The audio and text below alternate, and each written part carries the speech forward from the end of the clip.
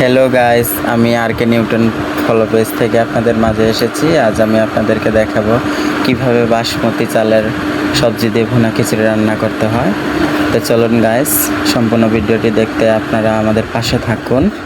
তো প্রথমে শুরু করা যাক। আমরা একটা কড়াই বসিয়ে নিয়েছি। কড়াই পরিমাণ মতো তেল দিয়ে দিলাম।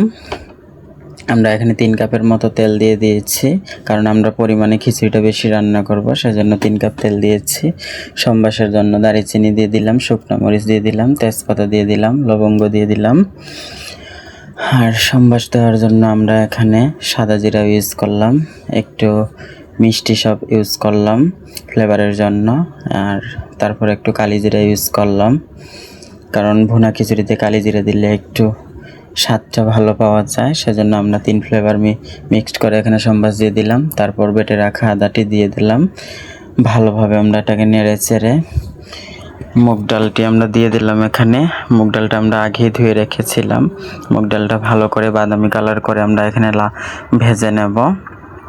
দেখুন গাইস, কিভাবে আমরা রান্না করছি। যদি আপনাদেরকে আমাদের ভিডিও ভালো লাগে তাহলে অবশ্যই লাইক, কমেন্ট, শেয়ার করবেন।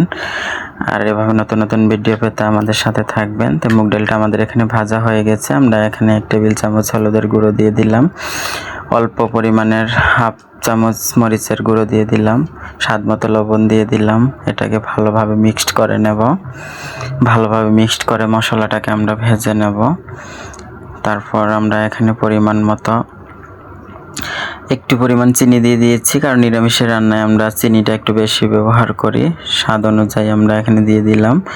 তারপর আমরা পরিমাণ মতো জল দিয়ে দিলাম। যেহেতু আমরা এখানে পরিমাণে বেশি খিচুড়িটা রান্না করব, আমাদের হিসাব মতো জলটা আমরা দিয়ে দিয়েছি। আপনারা যে যতটুকু পরিমাণে রান্না করবেন জলের হিসাবটা ততটুকু দিয়ে দিবেন। আমরা এখানে আমাদের পরিমাণ মতো জল দিয়ে দিয়েছি। তা আমরা এটাকে ফুটন্ত অবস্থা পর্যন্ত রাখলাম। এখন আমরা ধুয়ে রাখা বাসমতি চালটি 20 মিনিট ভিজিয়ে রেখেছিলাম, এখানে দিয়ে দিলাম। দেওয়ার পরে আমরা যেহেতু সবজি ভুনা খিচুড়ি রান্না করব, এজন্য অন্নপূর্ণা সয়া এখানে মিক্সড করে দিলাম। ছোট সয়াটা মিক্সড করে দিয়েছি। সবজি ভুনা খিচুড়িতে এই ছোট সয়াটা দিলে অনেক স্বাদ পাওয়া যায়। তাই আমাদের এখানে মিক্সড হয়ে গেছে। আমরা 20 মিনিটের জন্য এটাকে লো ফ্লেমে রেখে দেবো। তাই লো ফ্লেমে আমরা এটাকে 20 মিনিটের জন্য রেখে দিচ্ছি। আমরা 20 মিনিট পরে আবার আপনাদেরকে দেখাচ্ছি। দেখুন 20 মিনিট হয়ে গেছে আমাদের এখানে। দেখুন কি সুন্দর আমাদের বাসমতি চালের সবজি ভুনা খিচুড়িটি হয়েছে। আমরা এখানে 5 রকমের সবজি ভেজে রেখেছিলাম আগে থেকেই। আমরা এটাকে মিক্সড করে দিলাম। স্বাদ অনুযায়ী আমরা এখানে আস্ত কাঁচামরিচ দিয়ে দিয়েছি। তারপর আমরা এটাকে ভালোভাবে মিশিয়ে নেব। তো আপনারা যদি সবজি দিয়ে ভুনা খিচুড়ি রান্না করে খেতে চান, তাহলে আমাদের পেজের সাথে থেকে আমাদের ভিডিও দেখে এভাবে রান্না করে খেতে পারেন। তো যদি আপনাদের খাওয়ার ইচ্ছা থাকে, আমাদের তাঁতীবাজার 109 অনুরাধা মহাপ্রসাদ ভোজনালয়ে চলে আসুন সুস্বাদু গরম পরিবেশনের জন্য। এটি নিরামিষের অন্যতম রেস্টুরেন্ট।